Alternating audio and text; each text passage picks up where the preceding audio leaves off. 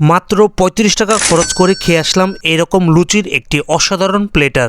আর এই প্লেটারে থাকছে দুটি এরকম সাইজের লুচি, সয়া ও বুটের ডালের ঘুগনি ও এরকম অসাধারণ তেঁতুলের চাটনি।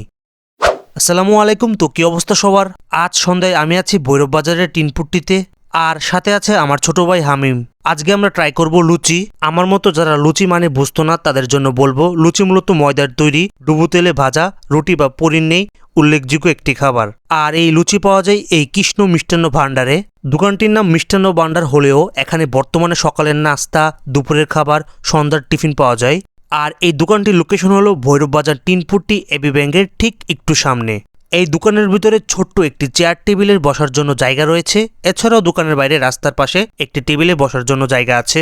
এখানে এই লুচি বানানোর প্রসেস রুটি বা পুরি সিঙ্গারার দোকানের মতো ঠিক সবার সামনে তৈরি করা হয়।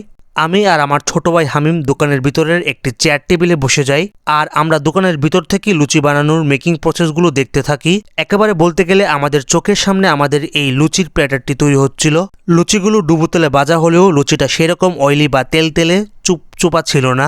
এই প্ল্যাটারে যে ডালটি দেখতে পাচ্ছেন সেটি হচ্ছে সয়াবিন মিক্সড ডাল। সয়াবিন সম্পর্কে বলতে গেলে আজকাল এই সয়াবিন মাংসের বিকল্পে ব্যবহার করা হয়, এছাড়াও বিভিন্ন সবজিতে ব্যবহার করা হয়। এর আবার অনেক পুষ্টিগুণও রয়েছে।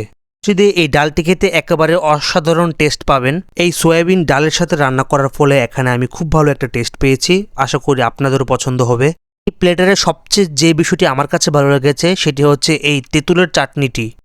তো ৩৫ টাকার এই প্লেটারে থাকছে দুইটা লুচি, কিছুটা ডাল ঘুগনি আর তেঁতুলের চাটনি।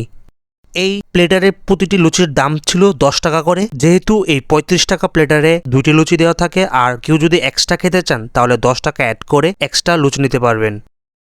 একটি বিষয় বলে রাখি, খেয়াল করবেন, এখানে খাওয়ার জন্য পানি আছে, তবে পানিটা সেরকম সুবিধার মনে হয় নাই আমার। হ্যাঁ, তবে কেউ যদি পানি দিয়ে হাত ধুতে চান তাহলে সুবিধাজনক ব্যবস্থা আছে এখানে।